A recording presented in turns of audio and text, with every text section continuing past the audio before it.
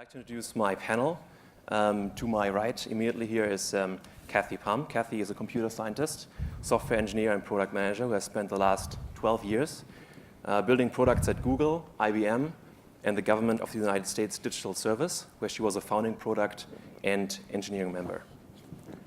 And then to her right is, hopefully I pronounced it correctly, Cansu Canca, who is let me find the card, who is the founder and director of the AI Ethics Lab, where she leads teams of computer scientists and legal scholars to provide ethics analytics and guidance to researchers and practitioners. And then Gabriele Fariello is a Harvard instructor in machine learning and AI. He's a researcher in neuroinformatics, and he's the chief information officer at the University of Rhode Island. Thank you very much for joining. I would like to start, maybe the first question is a more personal one. How did you guys find into the problem or the topic of AI ethics? What made you interested in this? We'll start with you, Gabriele. Well, so I fell into it. I started I wrote my first neural network in 1991, and it worked very poorly. And we've been trying on and off to use machine learning and artificial intelligence for computational sciences, bioinformatics, and subsequently neuroinformatics for many years. But what I noticed was fairly recently, around 2006, 2007, when it started taking off, that there were many people using it and who, in my opinion, misinterpreted the outputs and overestimated their confidence of the input. And therefore, we were coming out with a lot of biased findings that individuals felt were unbiased and magically objective. And so I started somewhere around 2011, 2012. By the way, for those of you who want to have some fun, you can Google the voodoo correlations paper that came out in 2007. It started a whole subfield of where things are going awry. 2011, 2012, I started being Chicken Little, running around saying things need to change, things need to change. It was never my intention to be an ethicist, and I'm still probably not. But that's how I got into it. Is it my Cansu, turn? yes, All please. right. Thank you. So I'm trained in philosophy, in moral and political philosophy. So I've been doing applied ethics for all along. But mainly I was focused on bioethics, population-level bioethics, so looking at the policy questions related to health. What happened is that I did not seek AI, but AI started coming to the presentations in hospitals and the healthcare discussions. So it became very clear that the ethical issues that we need to deal with is not anymore contained to the typical medical ethics and bioethics questions, but it's now going to be the ethics of technology, whether or not you use it within healthcare, because there are a lot of uses of data that becomes a health-related technology, even though it doesn't come from healthcare. So I figured that this is a question that needs to be addressed, and I also realized that the ethics discussion of it is not the way that we, from philosophy or applied ethics perspective, how we usually do ethics discussion. So yeah, there's a lot of interest, but I realized that the proper systematic analysis of these questions are lacking. So that's why I thought I need to get into this. Mm-hmm. And I guess as a contrast to that a little bit, I was trained in computer science, and I remember, we had just briefly talked about this before we came in, remember having that one ethics class right before graduation, and that was like the requirement at Georgia Tech. And that was enough. And then going into industry and seeing how, although we espouse things like we care about users and user experience and users first, all these other fields like user experience and social science and any number of other fields were always kind of deemed as a second-tier field. And it was always engineering first, let's solve the tech problem first. And I always kind of felt like that was a problem. I always tried to advocate for users a bit, but also kind of was in my bubble of building products and tech in general. And then went and worked for the federal government and seeing how at a really high level, billions of dollars were being wasted on technologies that failed users every day and ended up killing people. So I think I come at it a bit from the just ethics and social responsibility in tech in general. There's a lot going around about ethics in AI and autonomous vehicles and robots and things, but as Gabriele said, it's been around, this idea of AI and neural networks and machine learning has been around for a really long time. Places like Google have been using stuff to filter spam for many, many, many years. It's not totally novel. I'm glad that AI has brought the conversation to the forefront a little bit, but it's been embedded and weaved through engineering, computer science, and software engineering for a very long, long time. Thank you. Yeah. So, you know, the ethics of AI, right, has, you know, different topics. I think we can differentiate in there, right? The question of what's the machine's behavior in society, the question around moral responsibility and limits of liability in autonomous systems, might be vehicles or autonomous weapons, right? We briefly talked about algorithms in terms of, you know, biases of algorithms or the impossibility to scrutinize them, right? The black boxing problem, job market problems, you know, second order effects in terms of the society. We talked, you know, privacy. We just this week actually the GDPR in the EU came into action, and then not to talk about artificial superintelligence as problems.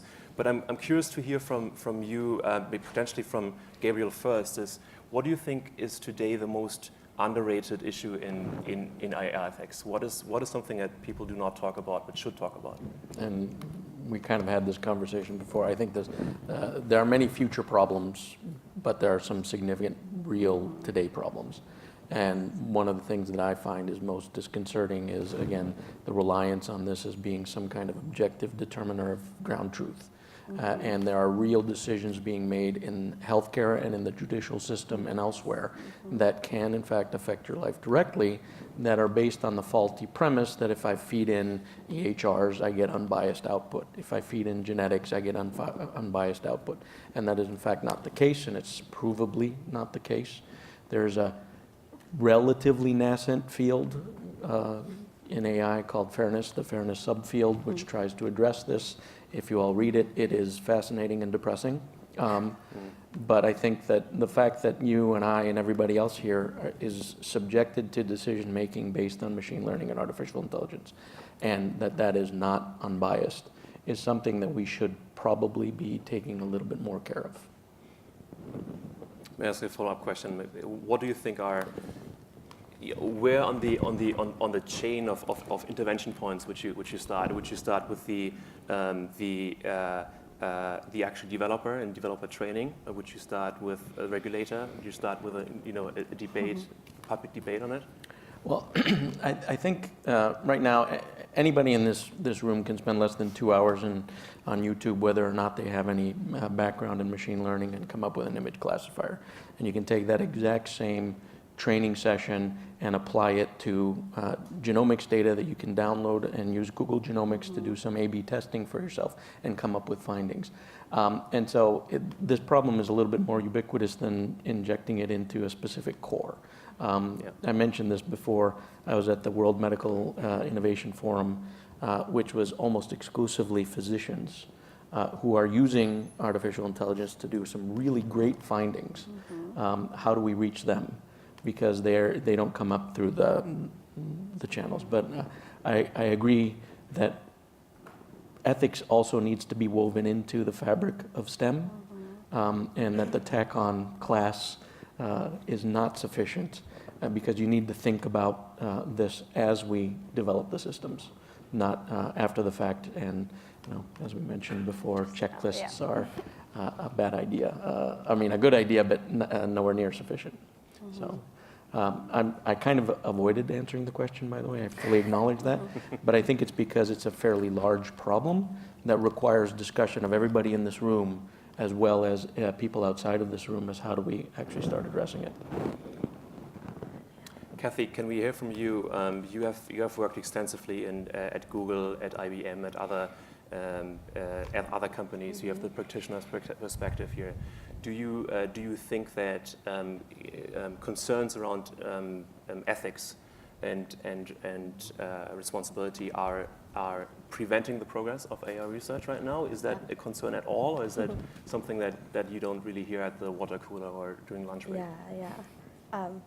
Can I take, right before I answer that question, because your background is also really fascinating, can you do a brief why you got into AI as well? Sure, as a moderator? sure. Sorry, my background, yes. I got into AI ethics and particularly around public policy when I was at the Kennedy School 2013 to 2015.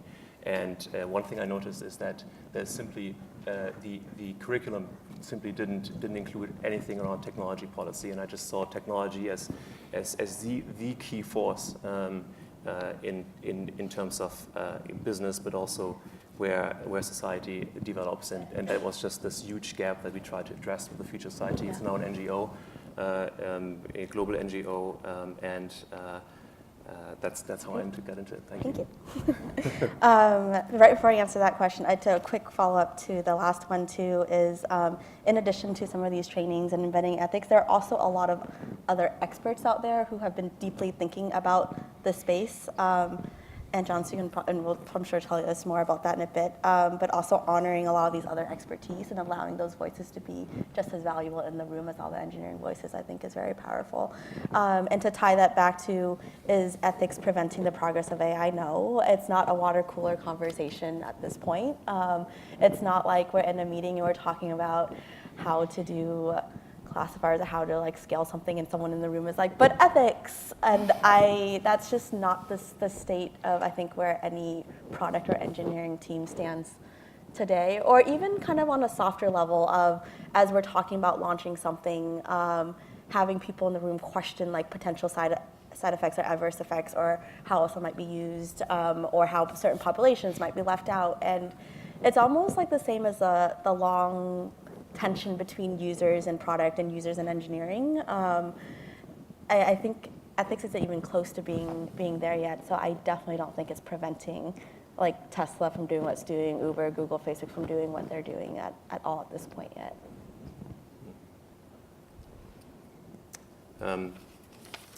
Cansu, question for you. Kind of given that you know it is not a conversation in big tech companies. What do you think?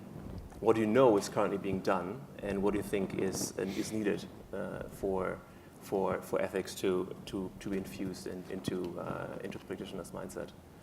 Yeah, I think so. There are a couple of things that's currently going on. That's obviously starting with the policy, the GDPR tomorrow taking effect. Yeah. So it's sort of this proactive approach in the policy level, whereas most of the time it's more like catch-up playing with the Facebook causing a scandal, and then the Congress looks at it, the Google's antitrust situation with the EU. So it's usually the policy comes from, tries to follow what's going on in the technology.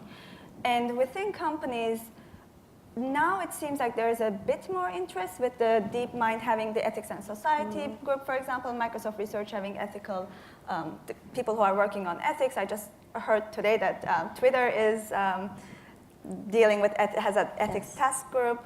But it seems always that they are still separate from the developers and actual discussion of the product as it happens. So it's always like on the side, there's this ethics people dealing with things. And in academia, unfortunately, it's not that different either. We have these, like NYU has AI now, Harvard, MIT has this initiative. And there is some conversation, but it's very difficult to see where it's going. Whereas I think what should happen, well, whenever we discuss how to integrate ethics into into technology, there's always like two main options that people come up with. One is the codes that I was mentioning before we started here.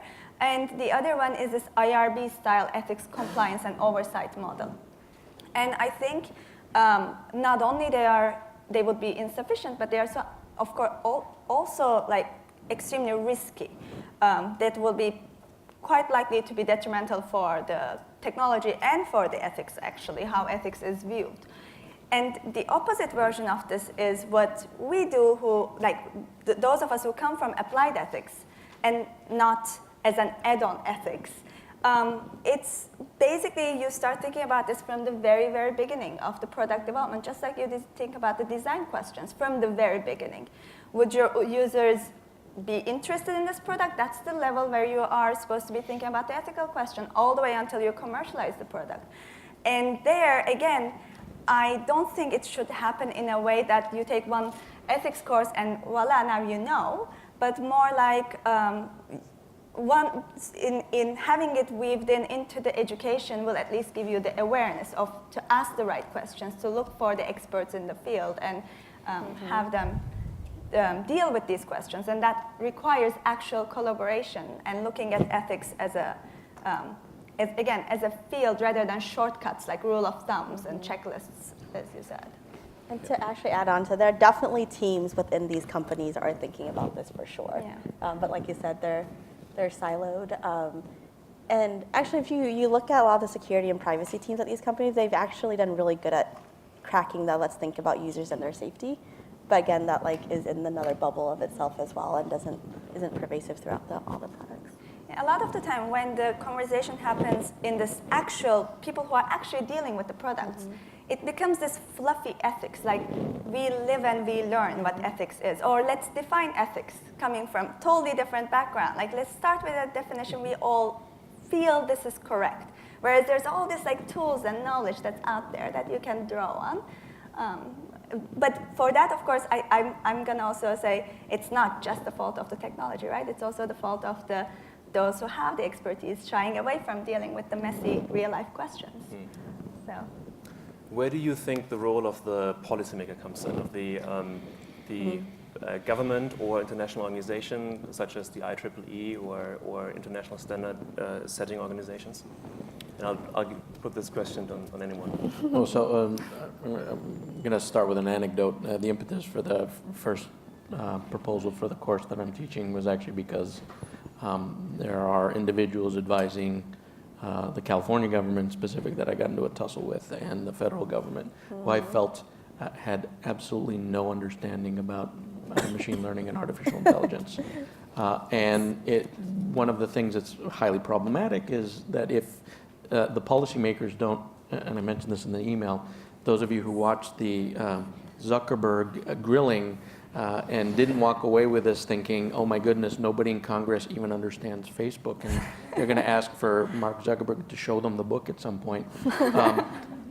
It's shocking. So I think it's incumbent on us to make sure that when we do vote and then when we do talk to our representatives, that you tell them that if they're not well versed in this, they better be consulting somebody who is well versed in this. And so I think it is of paramount importance that those who make the laws are actually talking to people who understand the technology and understand the ethics. Yep. And not understand just the ethics and not just understand the policy. And so people like you two would be phenomenal for them to be consulting. People like certainly me in some respect, and certainly me 10 years ago, would have been a horrible idea to consult. And so I think that is one of the things that you as members of society really have to do, is push your representatives to make sure that they're listening to the right people. And in addition, because actually, I haven't said feels like I know people who also help advise those questions, but it's almost like you write questions and then the mouthpiece doesn't actually know what it's talking about. And then it's what you see. In addition to making sure they ask the right people, as someone who left Google to go work in the federal government for 3.5 years, you yourself can also go and work in whatever government it is that you are part of, and help them understand technology from the inside as well. Even if it's for a very short period of time, they can really use you. Well, can I just piggyback on that for some social activism that isn't politically motivated, other than to get you guys involved? You'd be surprised at the number of times that you can reach out to individuals who are policymakers and say, I would like to help, Yes. and get a response. Right? And it's not very high, but I would say about 30% of the time that I've reached out, I've had people come back and listen to me. And even if it's only 10% of the time, do it. And I'll add something as well. There's always this risk with the policy that if you do it as a reaction and too quickly, Yes. it seems you're doing the ethical thing. When you look really deeply in it, it's actually not. And now there's this thing that you have to take back and redesign again. So even with the GDPR, there are issues with that. And when you ask the question, why are we not fixing this now? The reaction is like, we have to get this out now because this has been, the technology going too fast and we cannot control these people, so let's get it out first. And there is a problem with this without having thought through both the technology part and the ethics part and just putting the policy. Well, wouldn't it be wonderful if we could have agile methodologies applied to policies? Absolutely. That would be fantastic. Yeah. I actually met someone who said his job now is to consult with companies on how to get around GDPR. Yeah. That makes a lot of sense. No, it's a whole business. Yeah. I mean, but simple questions. Sorry, but like simple questions. Like, yes, there's a problem with using sensitive. Like, it's reasonable. It seems ethical that you should get rid of the sensitive data, the information. But then there is this problem. You cannot, after that, it becomes harder to figure out, was your results being unfair to certain groups? You cannot anymore manage. So there is an ethical problem there that you're creating now, and you are unable to solve going forward. Yeah. And the ethical problem has two parts, right? One is essentially which data do I use to train my models, and then B, also what kind of decision system do I come up with, the code essentially, right? And I think both need to be tackled in different ways. Do you think that there are problems particularly in deep learning, machine learning, that are so that kind of resemble a black box that is so black and so dark that no one can look into? How would you explain it? How would you create regulation or prescription around explaining that if transparency is one of our normative standards? Well, I think I'm just going to sound the alarm for those of you who aren't aware. Earlier this year, the Wisconsin Supreme Court said that having AI decide your sentencing and your parole does not violate your right to due process and does not violate your constitutional right to fair trial, and you do not have the right to look at the code. You're allowed to interrogate it like a human, which for those of you who know this is laughable. But and I think that this is part of the problem. If you guys are okay with it, that's great. I'm not. And so I think that these kinds of things, large deep learning sets, large neural networks are inherently black boxes, but there's great research to kind of elucidate the decision-making system there. But they're black box enough that if we add an actual black box around it with a lock, we're all in big trouble. So that's my 2 cents is we should never allow anything that blocks the transparency more than the inherent nature of the system does by itself.